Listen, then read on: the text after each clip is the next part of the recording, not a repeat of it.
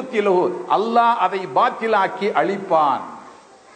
உங்கள் சூனியத்தை அல்லாஹ் பாத்திலாக்கி அழிப்பான். இன்னல்லாஹ சயுப்திலுஹு இன்னல்லாஹ லா யுஸ்லிஹு அமல் முஃப்ஸிதீன். உங்களை மாதிரி ஃபசாதக்காரர்களுடைய அமலை அல்லாஹ் தஆலா ஒரு காலம் ஒழுங்காக்க மாட்டான். யார் சொல்றா? மூசா அலைஹிஸ்ஸலாம். அப்ப அந்த காலத்திலேயே இந்த சூனியம் விரிவான ஒரு பெரிய தொழிலாக ஒரு கூட்டமா வச்சு நடந்திருக்கு இந்த சூனிய வேலை அப்படிங்கிறது. அது காலங்காலமாகவே நடந்து வந்திருக்கிறது. இது ஒரு காலத்துல ஒரு நாட்டுல ஒரு பகுதியிலன்னு இல்ல, உலகத்துல எல்லா பகுதியிலேயும் இந்த வேலை நடந்திருக்குது, இந்த சித்து வேலை.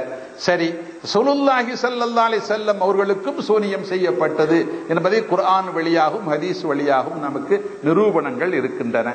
அப்ப இந்த சூனியம் என்பது எதனால் அப்படின்னா, அதுக்கு மெயின் காரணம் முதல்ல நாம் குறிப்பிட்டது போல, மனிதனை மனிதன் ஏதோ ஒரு காரணத்திற்காக பகைக்கிற பொழுது, மனிதனை மனிதன் ஏதோ ஒரு காரணத்திற்காக வெறுக்கிற பொழுது, அவன் நமக்கு விரோதி என்று இவன் கருதுகிற பொழுது, அல்லது அவரது நல்வாழ்க்கை அவன் சிறப்பாக வாழ்வது இவனுக்கு பிடிக்காத பொழுது, அவன் வசதியாக இருப்பது இவனுக்கு பிடிக்காத பொழுது, அவன் செழிப்பாக இருப்பது இவனுக்கு பிடிக்காத பொழுது, அவன் வர்த்தகம் நல்ல முறையில் நடப்பது இவனுக்கு பிடிக்காத பொழுது, இவன் என்ன செய்யறான்? அதை ஓக்கணும், அதை அவனை ஓக்கணுங்கிற பொறாமை மேலே ஓங்குகிற பொழுது தப்பு செய்யணுங்கிற முடிவுக்கு வர்றான். செய்யறதுக்குன்னு சில பேர் இருக்கிறாங்க உலகத்துல. அந்த காலத்துல இருந்தது மாதிரி இந்த காலங்கள்ல இருக்கிறான். எந்த ஊர்ல இல்ல, எல்லா ஊர்லயும் இருக்கிறாங்க. இல்ல, நாம வருத்தப்படுற மிக முக்கியமான விஷயம் என்னன்னா, இதுல நம்ம சமூக பார்வை. இப்ப நான் சொல்ற விஷயம் சமூக பார்வை. முஸ்லிம்களாகிய நாம் வருத்தப்பட வேண்டிய, வருத்தப்படுகிற மிக முக்கியமான விஷயம் என்னன்னா, நம்ம சமூகத்துக்குள் இந்த கலாச்சாரம், இந்த பண்பு, இந்த தன்மை மிக குறைவாக இருந்தது என்பது மாறி இப்ப நம்ம சமூகத்துக்குள்ள ரொம்ப விரிவாக இது ஒரு பெரிய வியாதியாக பரவி கொண்டிருக்கிறது. அதான் ரொம்ப கேவலமான, அசிங்கமான, வருந்தத்தக்க, மிக வருந்தத்தக்க ஒரு விஷயம். சமூகத்துக்குள்ள மிகப்பெரிய ஒரு வியாதியாக, ஒரு கேன்சர் மாதிரி பரவிடுச்சு. அதாவது ஒரு இடத்தை அடைச்சா இன்னொரு இடத்துல போய் ஓட்ட போடுறது மாதிரி ஒரு பேர் கேன்சர் மாதிரி இது பரவிக்கிட்டே போகுது இந்த வியாதி.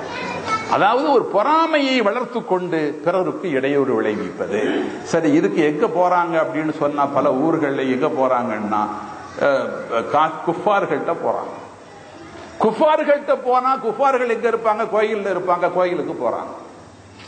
குஃபார்கள்ட்ட போனா குஃபார் எங்க இருப்பாங்க? பள்ளியாசல்ல இருப்பாரு குஃபார். குஃபார் எங்க இருப்பாரு? கோயில்ல இருப்பார். கோயிலுக்கு தான் போகணும். அப்ப ஈமான் கொண்டவர் கோயிலுக்கு போனா என்ன ஆகும்? ஈமான் கொண்டவர் பள்ளியாசலுக்கு போனா ஆக வேண்டியது ஆகும். ஈமான் கொண்டவர் கோயிலுக்கு போனா என்ன ஆகும்?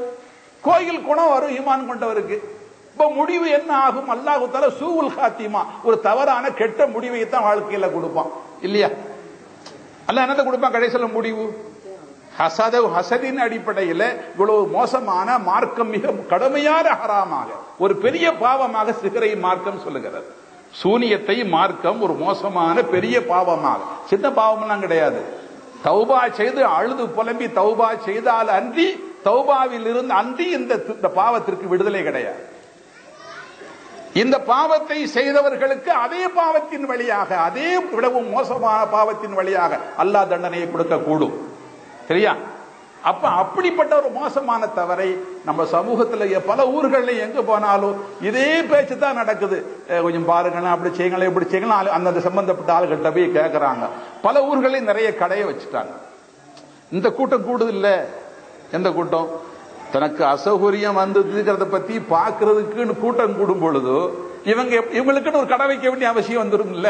அப்ப ஒண்ணுமே தெரியாத ஒரு கடையை வச்சுக்கிட்டு வர்ற ஆளை என்னமா வாங்க போங்க, அது ஏன் கேட்கறீங்க, 3 மாசம் ஆச்சு 4 மாசம் ஆச்சு அப்படி இப்படின்னு சொல்லி ஆம்பளைகளோ பொம்பளைகளோ ஒரு இதத்தையோ தாள் எழுதிக்கிட்டு உங்களுக்கு மோசமான சிகரில் பண்ணிருக்கு, சிகரி இல்லாட்டாலும் சிகரடிக்குள்ளே சொல்லிடுறது. இப்படிப்பட்ட ஆள் இருக்கிறாங்க. இந்த தமிழ் பத்திரிகைகள்ல இந்த தமிழ் வைத்தியத்தை பற்றி விளம்பரங்கள் வருது பாத்தீங்களா? அந்த குறைக்கு இந்த மருத்துவம், இந்த குறைக்கு 1 மாசம் ஸ்பெஷல் மருந்து, ரொம்ப குட்லக் மருந்து அப்படின்னு விளம்பரம் வருது இல்லை? இதே டைப்ல இவங்களை இறக்கிட்டாங்க. பத்திரிகை விளம்பரங்கள்லாம் வருது. அப்ப இது ஒரு வியாபார யுக்தியாகவும் மாறிவிடுகிறது.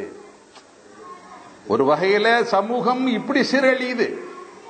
ஒரு வகம் சமூகத்தை சீரழிக்க இன்னொரு குரூப் புறப்பட்டு வருது.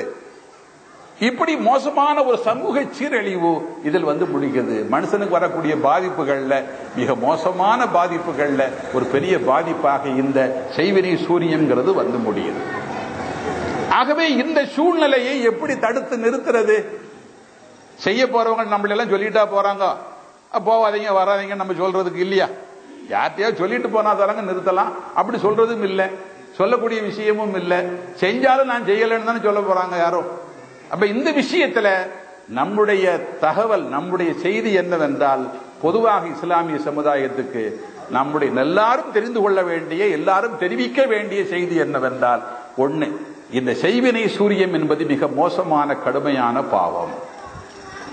இதிலிருந்து விடுதலை, இப்படி செய்த ஒருவர் அதிலிருந்து விடுதலை பெற்று மறுமையில் அவருக்கு மோட்சம் கிடைக்க வேண்டுமானால் அவர் மிக கடுமையாக அழுது புலம்பி செய்கிற தௌபாவினால் அன்றி அதுக்கு சாத்தியம் இல்லை.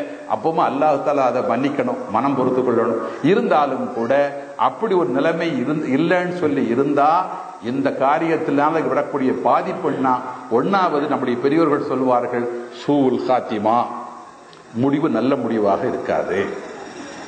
இரண்டாவது பாதிப்பு, இதே முசீபத்தை அல்லாஹ் அவருக்கு கொடுக்கலாம் அல்லது அவர் சந்ததிகளுக்கு கொடுக்கலாம். அவருக்கு கொடுக்கலாம் அல்லது அவர் சந்ததி என்ன செய்யலாம், கொடுக்கலாம். மூணாவது பாதிப்பு, மறுமையில் அல்லாஹ் கொடுக்கிற கடுமையான தண்டனை. சரியா? அப்ப இதை சமூகத்துக்குள்ள அந்த செய்தியை கொண்டு போகணும். நம்ம சமூகம் குஃபார்கள்ட்ட போய் சூனியம் அது இதுன்னு சொல்லி பார்த்து, ஒண்ணு பண விரயம், அது நம்ம ஆட்கள் சொன்ன உடனே கொஞ்சம் பைசா இருக்கும்னு சொல்லி, நம்ம ஆட்கள்னு சொன்ன உடனே கொஞ்சம் பைசா இருக்கும் அப்படின்னு சொல்லி இவங்களும் கொஞ்சம் மதிப்பறியாத்தானே போறாங்க. அங்க கஷ்டம்னு சொல்லிக்கிட்டு போறது இல்லையில்ல. அங்க போன உடனே அவங்களும் சும்மா ஒரு 50-100க்கு பதிலாக 1000-2000 சொல்லி 5000-10,000 வாங்கி பண்ற கொடுமை சமூகத்துக்குள்ள இப்படி அப்படின்னு சொல்லத்தகாது. இது கிராமங்கள், இதுக்கு இதிலிருந்து விதிவிலக்கு இல்லை. நகரங்கள் இதிலிருந்து விதிவிலக்கு இல்லை. பெருநகரங்களாகிய மாநகரங்கள் இதிலிருந்து விதிவிலக்கு இல்லை. எந்த ஊரு இதுல முஸ்லீம் ஊர் விதிவிலக்கு இல்லை. சரி, தமிழ்நாடு தான் இப்படின்னு வச்சுக்கிடுவோம். இன்னொரு மாநிலத்துக்கு போனா அங்கேயும் இதே பேச்சதான் பேசுறாங்க. அதை ஏன் கேட்குறீங்க? நான் அப்படி இப்போ இருந்தேன், இங்கே இருந்தேன், இப்படி ஆயிடுச்சு அப்படி ஆயிடுச்சு அப்படின்னு. இதில் இன்னொரு விசேஷம் ஒன்று கவனிக்க வேண்டிய விசேஷம் என்னன்னா, உண்மையில் சிகராக இல்லாத ஒன்றை தனக்கு இவர் சிகிறு செய்திருக்க கூடும் என்று தானே அனுமானித்து கொண்டு, தனக்கு யாரும் சிகிறு செய்யாம இருந்து ஆனா இவர் தானே ஒரு அனுமானம், நம்ம மேல அவர் கடுமையான ஆத்திரம் உள்ளவர், அவர் நமக்கு என்னமோ பண்ணிட்டாருன்னு சொல்லி இவரா சில ஒரு அனுமானம், ஒரு தீர்மானத்துக்கு வந்து இப்படி சிகிருன்னு சொல்லி ஒரு இதே கோளாறுல அலைகிற ஆட்களும் உண்டு. உண்மையான சிகிறு நடக்கிறதும் உண்டு. ஆனா இந்த கோளாறை விட உண்மையா சிகிறு நடக்கிறது ரொம்ப கூடி போயிடுச்சு. மிக மோசமான, வருந்தத்தக்க, அருவருக்கத்தக்க, அசிங்கப்படத்தக்க, குஃபார்கள்ட்ட போய் கோயில்கிட்ட போகிற அளவுக்கு நிலைமை முற்றி போய் விட்டு இருக்கிற கால சூழ்நிலையை மனசில் வச்சு, இல்ல இன்னொரு சங்கடம் என்னன்னா, ஒரு ஆள் அன்பா இருக்க முடியல சமூகத்துல. ஒரு ஆள் இன்னொரு ஆளோட, இன்னொரு வெளிப்படையா சொன்னா, மாப்பிள்ளை பொண்ணோட அன்பா இருக்க முடியல, மாப்பிள்ளை பொண்ணோட அன்பா இருக்க முடியல, பொண்ணு மாப்பிள்ளையோட அன்பா இருக்க முடியல. இயற்கையான அன்பு, அளவான நியாயமான அன்பா கூட இருக்க முடியல. அப்படி அன்பா இருந்துட்டா உடனே என்னமோ என்னமோ அந்த பொண்ணு மாப்பிள்ளை என்னமோ ஒண்ணு பண்ணிட்டா, அதனாலதான் பையன் போய் அப்படியே மூழ்கி கிடக்கிறான், அப்படி ஒரு தவறான கருத்தை மனசுல வச்சுக்கிட்டு உடனே ஏதாவது குஃபாரு கோயில் அப்படின்னு போய் என்ன செய்யறது, இவர் ரெண்டு வரையும் இதை பிரிக்கிறதுக்கு முயற்சி. இப்படி சில ஊர்கள்ல தாய் தகப்பன் அப்படின்னு அவங்களுக்கு சில இடையூறுகள். இப்படி சமூகத்தில் மிக அருவருக்கத்தக்க இந்த அசிங்கமான நடைமுறையை, எல்லாருக்கும் இதில் பங்கு இருக்கிறது, எல்லாருக்கும் இதில் அக்கறை இருக்கணும், எல்லாருக்கும் இது பொறுப்பு இருக்கணும். யாரு எவரு நமக்கு தெரிஞ்ச யாரும் எப்படிப்பட்ட இடங்களுக்கு போகாமல் நாம் தடுக்க முயற்சிக்க வேண்டும். நமக்கு தெரிஞ்ச யாரும் இந்த மாதிரி போகக்கூடாது. அப்படி யாராவது போனா அதை நம் சமூகத்தின் பார்வைக்குள் கொண்டு வரணும். சமூகத்தின் பார்வைக்குள் கொண்டு வந்து அவர்களை சமூகத்தின் முன்னால் கொண்டு வந்து நிறுத்தணும். சமூகத்தில் அப்படி ஒரு முடிவு வந்தா தான் இது மாதிரி உள்ள கோளாறுகள் சமூகத்தில் நீங்கும். அதை விடவும் முக்கியமாக செய்ய வேண்டியது அனாவசியமான பொறாமை, அனாவசியமான போட்டி, அனாவசியமான கசப்புணர்ச்சி, அனாவசியமான காழ்ப்புணர்ச்சி ஏற்படாமல் சமூகம் ஒன்றுக்கொன்று பற்றாக, பாசமாக, அந்யோன்யமாக ஒருவருக்கொருவர் விட்டுக் கொடுத்து சகோதர வாஞ்சியோடு, நாம் எல்லாம் முஸ்லிம்கள், நாம் எல்லாம் உம்மத்தே முஹம்மதியாக்கள் அப்படிங்கிற உணர்வோடு நம்முடைய சமூகம் ஒரு கட்டுக்கோப்போடும் அமைப்போடும் இருக்கணும். அப்படிலாம் இருக்க நாம் முயற்சிக்க வேண்டும், தண்டிக்க வேண்டும். அல்லாஹ் சுப்ஹானஹு வ தஆலா அதற்கு தௌஃபீக் செய்வானாக. ஸல்லல்லாஹு அலைஹி வஸல்லம் பரக்கத்தை கொண்டு துஆ செய்து என்னுடைய வார்த்தைகளை நிறைவு செய்கிறேன். நன்றி. வஸ்ஸலாமு அலைக்கும்.